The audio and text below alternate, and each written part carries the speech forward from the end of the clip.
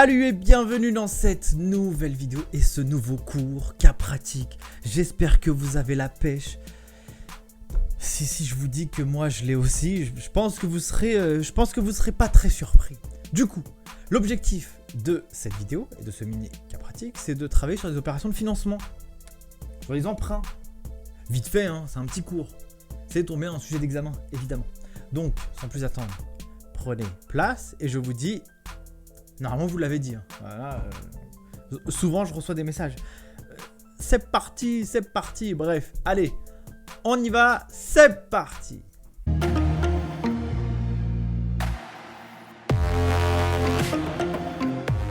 Alors, opération de financement, mes chers amis. On attaque, c'est parti. Donc, pour financer son imprimante 3D, on a vu dans un cas précédent qu'on parlait de l'entreprise Robotix qui avait acheté un imprimante 3D. Sauf que Robotix, qu'est-ce qu'elle fait ?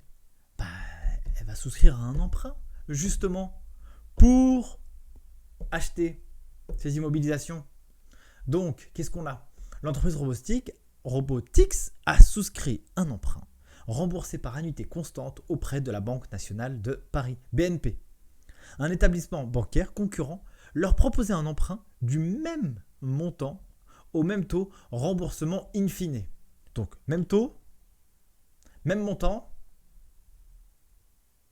sauf que le mode de remboursement est différent. Remboursement in fine, ça veut dire que le capital est remboursé à la fin.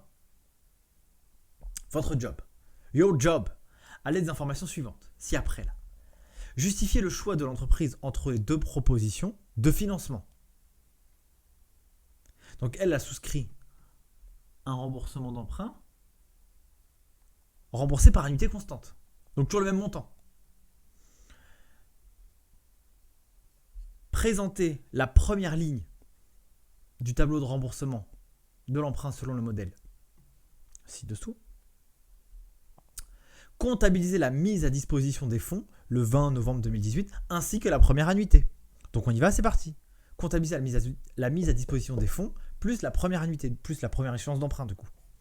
Information, empreinte de l'entreprise Robotix. Capital emprunté, 10 000 €. Durée de l'emprunt, 4 ans. Taux d'intérêt, 5%.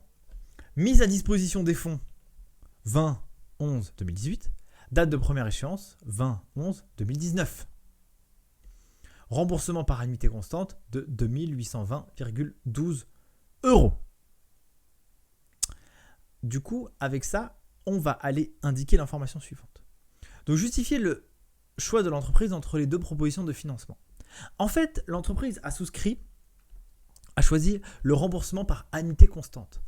Parce que c'est plus avantageux qu'un remboursement in fine. Je vous explique pourquoi. Parce que lorsque vous faites un remboursement avec une annuité constante, vous allez rembourser toujours la même somme chaque mois ou chaque année, ou en tout cas chaque échéance. Et à chaque échéance, vous allez payer le même montant. En revanche, vous allez avoir la part des intérêts qui vont diminuer au fur et à mesure. Donc vous allez payer de moins en moins d'intérêts au fur et à mesure que vous allez rembourser. En revanche, lorsque vous faites un remboursement in fine, vous allez rembourser le capital à la fin. Et donc, en fait, vous allez payer des intérêts qui seront calculés sur une grosse somme. Alors qu'un remboursement avec une annuité constante, les intérêts sont calculés sur une somme qui est de moins en moins importante à chaque fois. Voilà pourquoi l'entreprise a choisi de souscrire un contrat par remboursement à annuité constante auprès de la BNP. Ensuite, présenter la première ligne du tableau de remboursement, donc avec le modèle. Donc, capital restant dû au début, c'est 10 000 €. Les intérêts, comment ça se calcule ? C'est 10 000 fois 5%. On a vu que le taux d'intérêt, il était là. Hop, 10 000 €. Taux d'intérêt, 5%, fois 0,5. Ça nous donne 500 €. L'amortissement du capital correspond à 2320,12. Donc 2820,12 moins 500. Comment je trouve cette information ? Elle me l'est donnée ici, regardez. Remboursement par annuité constante, 2820,12. Point, c'est tout. Et voilà, vous avez votre annuité. Vous avez obtenu la totalité des points en faisant ça. La vie est belle, on continue. On va maintenant faire l'enregistrement des écritures comptables. 2 écritures comptables, précisément. Boum, le cash est arrivé, mes chers amis, dans le compte bancaire de l'entreprise. Il est arrivé où ? À la banque. Et un emprunt dans la compta, ça Ça se matérialise par quel code comptable? Un compte de la classe 1. Parce que lorsque vous avez un financement, généralement, c'est quelque chose qui a vocation, c'est du financement long terme. Ça va dans les passifs. C'est les dettes. 1,64. Établissement, emprunt auprès des établissements de crédit. 20,11, n'importe quoi. /2018. Alors là, franchement, j'ai une capacité à bafouiller, mes chers amis. J'espère que vous regardez bien ce qu'il y a à l'écran et que vous n'écoutez pas toujours ce que je raconte parce que des fois, c'est chaud. Hein.